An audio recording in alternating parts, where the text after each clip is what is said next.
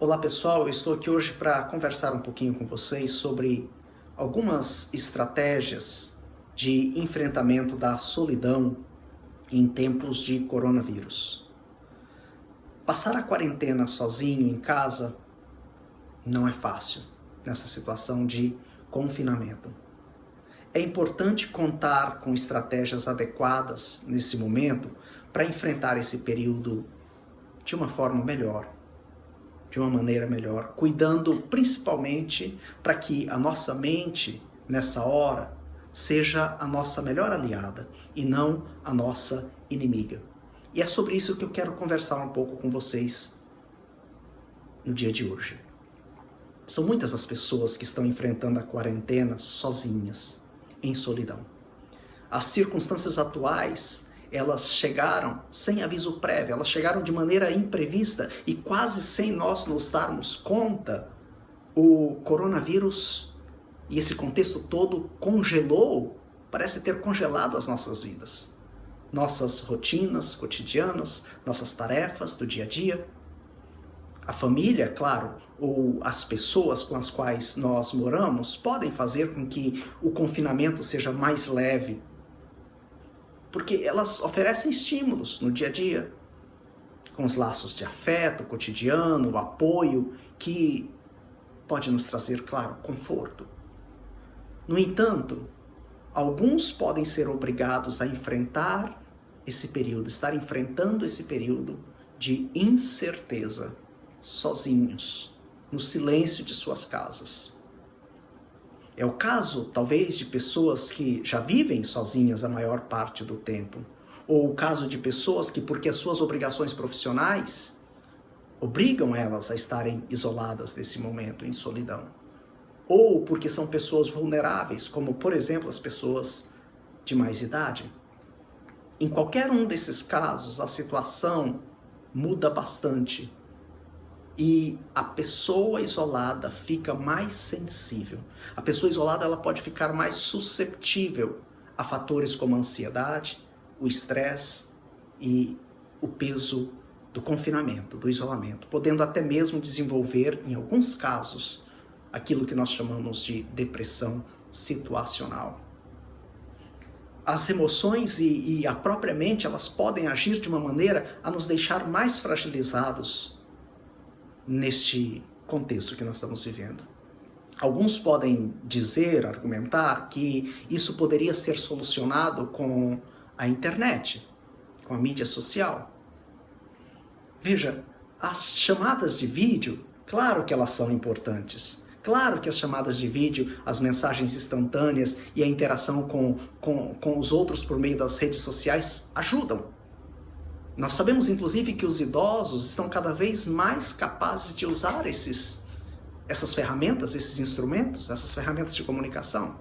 Sim, é claro que a tecnologia pode ajudar e muito, mas é preciso ter algo mais. A tecnologia, nessa hora, não é o bastante.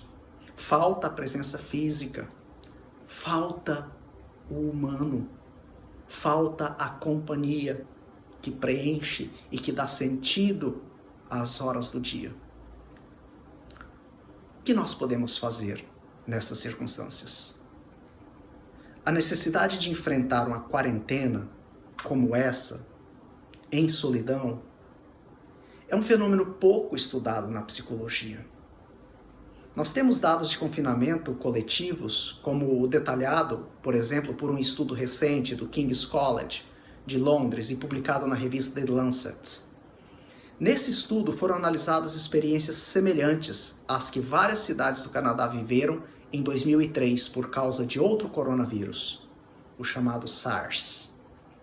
Nesse caso, foi possível observar que, por volta dos 10 dias de confinamento, mais ou menos, a população já tinha sentimentos de estresse, um medo maior da infecção, frustração, tédio, angústia por falta de suprimentos e medo de perder o emprego.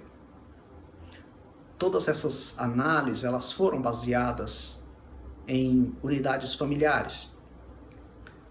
Nós não dispomos, então, de dados ou de tantos dados sobre os efeitos que um confinamento, um isolamento social, uma quarentena como essa pode ter no nosso funcionamento afetivo. Apesar disso, nós podemos pensar, com base nos poucos estudos ou nos poucos dados que nós temos, que também usando a experiência clínica que nós temos, que a quarentena em solidão, que não ver nem ter contato com ninguém, pode afetar seriamente o nosso cérebro, o funcionamento do nosso cérebro. O efeito, é claro, seria ainda mais devastador, mais duro, se nós não tivéssemos ao nosso alcance a tecnologia e os nossos celulares para manter por perto as pessoas que estão mais longe, que nós queremos bem. A quarentena em solidão, ela precisa, portanto, de 2 elementos, eu diria, específicos para ser enfrentada de uma forma adequada. Esses elementos são os seguintes. Primeiro, aquilo que eu gosto de chamar de ancoragem. Nós precisamos desenvolver âncoras para que nós consigamos nos manter na realidade imediata, nos manter no aqui e agora. Quando uma pessoa passa horas, dias, semanas em solidão, ela pode sofrer de um fenômeno que nós chamamos de dissociação. O que é a dissociação? É um fenômeno de uma falha que acontece no nosso cérebro, muito comum em quadros de ansiedade. Também, claro, muito comum com pessoas que viveram algum tipo de trauma, mas comum também nos casos de ansiedade. A dissociação, ela consiste basicamente em começar a ter a sensação de que o que está acontecendo não é, de fato, real. A pessoa, ela não se sente conectada com o seu corpo, ela perde essa sensação de conexão com o corpo, ela se olha no espelho e sente apatia, ela se sente desconecta com as pessoas e desconecta com, inclusive, a pessoa que ela vai refletida no espelho quando ela se aproxima do espelho. A realidade, ela se torna mais lenta e tudo parece deixar de ter qualquer significado para aquela pessoa. Esse fenômeno faz parte de um espectro ou de um contínuo. Ou seja, há quem sofra a dissociação de uma maneira leve e outros sofrem a dissociação de uma forma mais extrema. E é aqui que entra aquele elemento que eu mencionei da ancoragem. É necessário prender a mente com uma âncora, tipo a âncora dos navios, que é lançada para que o navio esteja ali preso e as ondas, o movimento do mar não o leve. Aqui entra então a ancoragem. É necessário prender a mente de alguma forma com uma âncora para que ela não escape, para que a mente não divague e se mantenha no aqui e agora, no momento presente. Nessas situações, por exemplo, a rotina ela é muito importante para nos manter ancorados na realidade. Nós devemos manter, por exemplo, um horário que distribua tempo para o trabalho ou algum tipo de tarefa ou responsabilidade no dia a dia, momentos para o lazer, de alguma forma, de forma criativa, ali onde nós estamos, isolados, tempo para o descanso e também tempo para algum tipo de atividade física. Busque ir para a cama, por exemplo, falando em termos de rotina, no mesmo horário e se levantar no mesmo horário todos os dias. Busque fazer as suas refeições em horários regulares. Isso pode ajudar e muito nesse processo de ancoragem. Também é muito importante ter algo para fazer. Ter algo para fazer ajuda e reconforta. Evite a todo custo a ociosidade nessa hora. Para enfrentar a quarentena em solidão, é ideal engajar-se em alguma tarefa que nos ocupe um pouco a cada dia. Você pode se matricular, por exemplo, num curso online, você pode ler um livro, você pode assistir um filme, você pode organizar a sua casa, mas evite a ociosidade a todo custo. Nessa necessidade de ter âncoras e coisas que nos mantenham no momento presente, o contato frequente com as pessoas que nós amamos também é uma prioridade, é claro.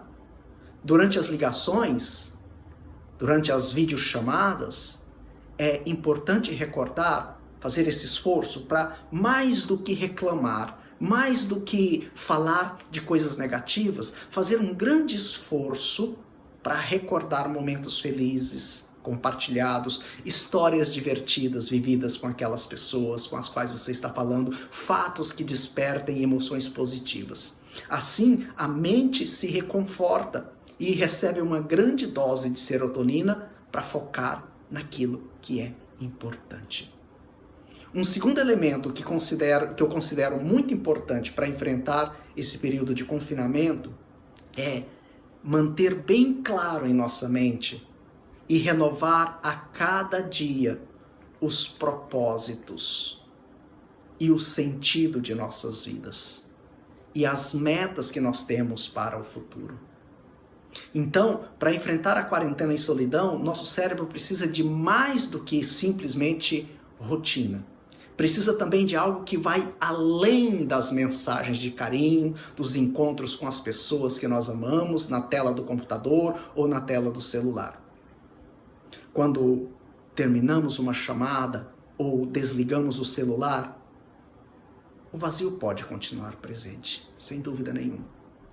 Assim, a mente pode sofrer e as emoções podem começar a transbordar. Nesses momentos é preciso relembrar nossos propósitos de vida, o sentido de nossa existência e as metas que nós temos para o futuro. O novo coronavírus vai passar. O número de infectados vai cair e a situação vai se tornar mais gerenciável. Todos nós vamos sair do confinamento em nossos lares e o mundo vai voltar ao seu normal. Nossos sonhos vão estar lá nos esperando.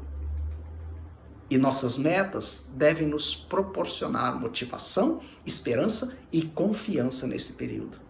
Precisamos desafiar a nossa mente a olhar para o horizonte de vez em quando e não apenas para o vidro da janela. Levante-se um pouco. Levante um pouco mais o seu rosto nessa hora e lembre-se dos seus propósitos.